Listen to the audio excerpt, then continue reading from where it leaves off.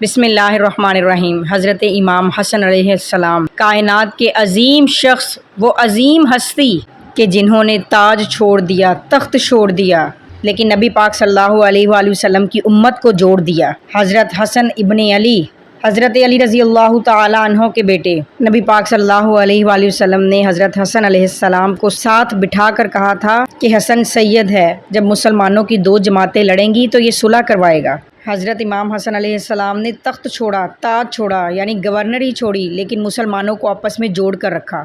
یہ ہر کوئی نہیں کر سکتا۔ 3 بار ان کو زہر دیا گیا۔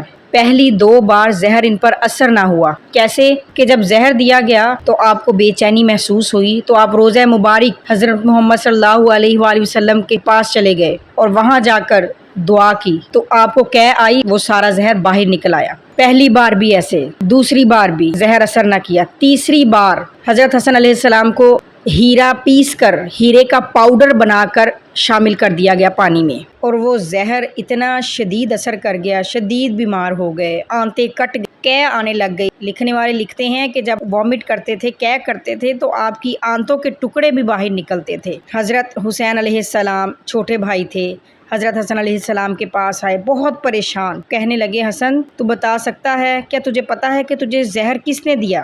کہنے لگے کہ مجھے شک ہے ایک شخص پر، لیکن اگر وہ شخص نہ ہوا تو قیامت کے دن بھار ہوگا، لہٰذا میں اس لیے بتا نہیں سکتا، اور اگر واقعی وہ شخص ہوا کہ جس پر مجھے شک ہے تو اللہ بہترین انتقام لینے والا ہے۔ تو اس سے یہ نوٹ کر لیجئے کہ آپ پر کوئی ظلم کرتا ہے، کوئی آپ کے لیے غلط سوچتا ہے، تو اپنے اللہ کی سپرد کر کے تو دیکھیں، اللہ بہترین انتقام لینے والا ہے۔ کہنے لگے کہ جس پر مجھے شک ہے اس کا نام بتا دوں، اگر وہ نہ نکلا تو میں کسی بے گناہ کا ذکر کیسے کروں؟ اب آپ یہ دیکھ کہ کتنی مشکل میں ہے، آنتیں کٹ چکی ہیں، شدید بیمار ہیں، لیکن پھر بھی نام تک نہیں بتایا۔ لکھنے والے لکھتے ہیں کہ شک بھی ان کو اپنی بیوی پر تھا، کیونکہ بیوی یزید کے جھانسے میں آ گئی تھی۔ یزید نے کہا تھا کہ ان کو زہر دو، میں تجھ سے شادی کر لوں گا۔ یزید نے سرسبز باغ دکھائے تھے، تو ان کی بیوی نے ہیرے کا پاؤڈر بنا کر گھڑے میں ڈال دیا۔ اب گھر میں ان کی بیوی تھی، وہ خود تھے، اب باہر کا بندہ آ کر تو گھڑے میں زہر نہیں ملا سکتا تھا نا۔